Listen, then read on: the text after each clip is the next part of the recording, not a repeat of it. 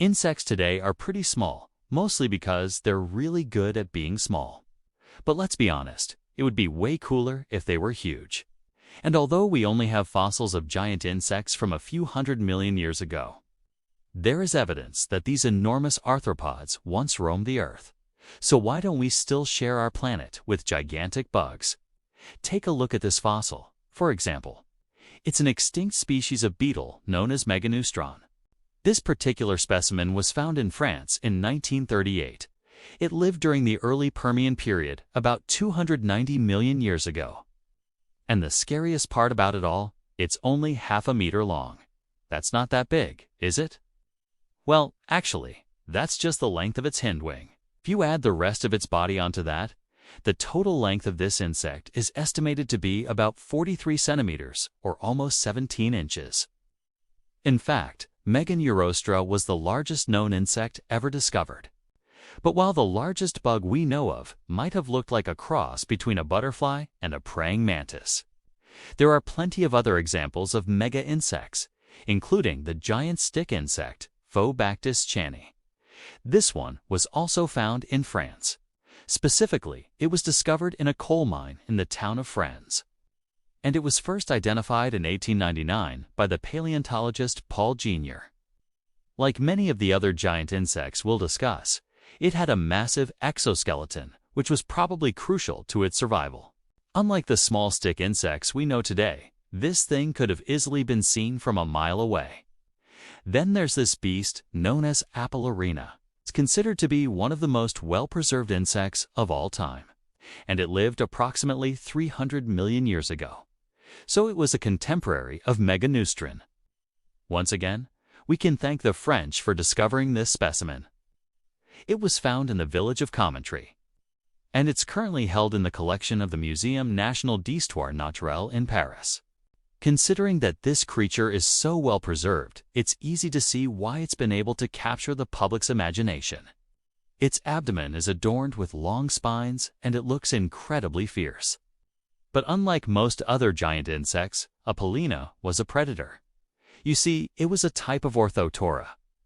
And today, members of this order include grasshoppers, crickets, and katydids. However, Apelina was around 15 centimeters long, so it's about the size of a sparrow. And it could use its gigantic legs to jump great distances. Just imagine getting jumped by a prehistoric grasshopper.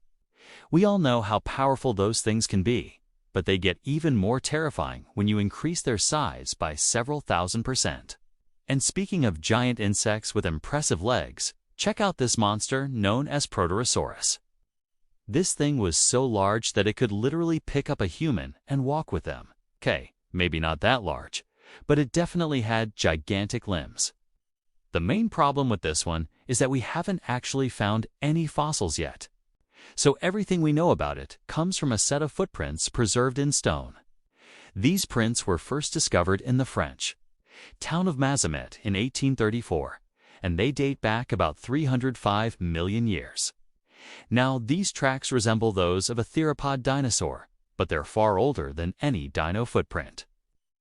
So scientists believe they must have belonged to an arthropod, and the best candidate would be Proterosaurus. After all, this thing was about 1.5 meters long, which meant it weighed roughly 55 kilograms. It would have been difficult to move around without something to support its weight. So it probably had to use stilts instead of legs, kind of like a frog. Or maybe it was more like a millipede with dozens of pairs of legs along its body. Unfortunately, we simply don't have enough evidence to say. But what about this guy? He's known as Titanomma, and he looks like a cross between an alien and a garbage disposal. In fact, Titanomma is actually an extinct genus of ant. And it existed in North America, Europe, and Asia about 100 million years ago. Now we haven't actually found any complete specimens. All we have is a series of mandibles that were discovered in Wyoming in 1988. But based on these parts alone, scientists were able to estimate its size, which was around 6 centimeters long. To put that into perspective, today's ants are about ½ centimeter long. So this thing was 12 times larger than your average bug. It's believed that Titanomma was a hypercarnivorous species, which means it fed almost exclusively on meat. And although it wasn't as scary as the saber-toothed tiger, it probably wasn't a nice bug to run into. It wouldn't make much of a difference if it only had a pair of jaws or an entire head. Either way, it would hurt like crazy to get bitten by that thing. But compared to some of the other giant insects we've discussed, Titanomma was pretty small. Take a look at this monster known as Titanomma. No points for guessing where the name came from. And no, it's not related to the previously mentioned Titanomma. Instead, it's a relative of the mayfly. This thing existed about 300 million years ago. And although we haven't found any fossils yet, we do have a few impressions left behind on some ancient leaves. These are located in the Herbarium des Sciences in Brussels. And they suggest that Titanomma had an enormous wingspan of 56 centimeters. Now, modern mayflies have a wingspan of less than 2.5 centimeters. So once again, we're looking at a bug that was 20 times larger than its modern counterpart. Just imagine seeing one of these things flying around. Not only would it be hard to miss, but it would probably leave you wondering if you were actually awake. And speaking of mayflies, here's another giant version of that insect known as Eoma cerodonta. Like Titanomma, this thing existed about 300 million years ago. It was so large that it was probably unable to fly. In fact, it may have been completely flightless.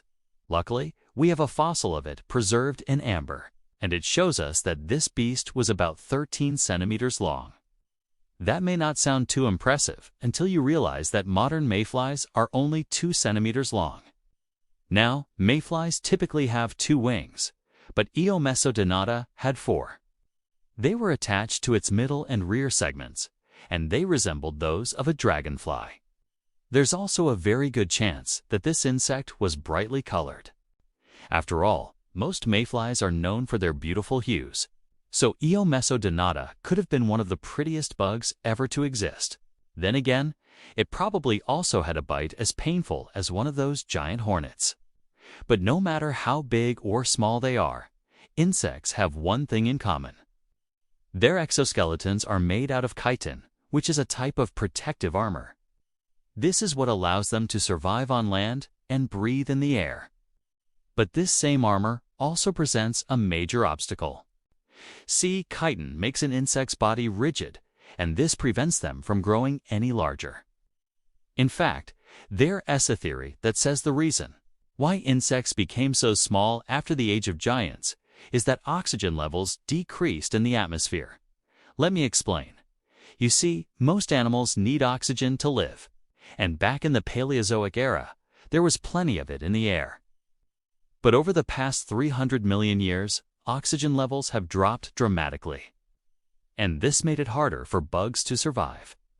So they evolved to become smaller. As a result, their metabolism slowed down and they were able to conserve energy. This led to the insects we know today, which are small, numerous, and extremely efficient. While the age of giant insects may be over, it's likely that they'll return in the future. All they need is a little more oxygen in the atmosphere. But until then, we'll just have to marvel at their fossilized remains and wonder what else might be hiding in the depths of our planet. Thanks for watching. What's your favorite giant insect? Mine is probably the prehistoric grasshopper. Don't hate. They're kind of cool. Anyway, remember to subscribe, and I'll see you next time.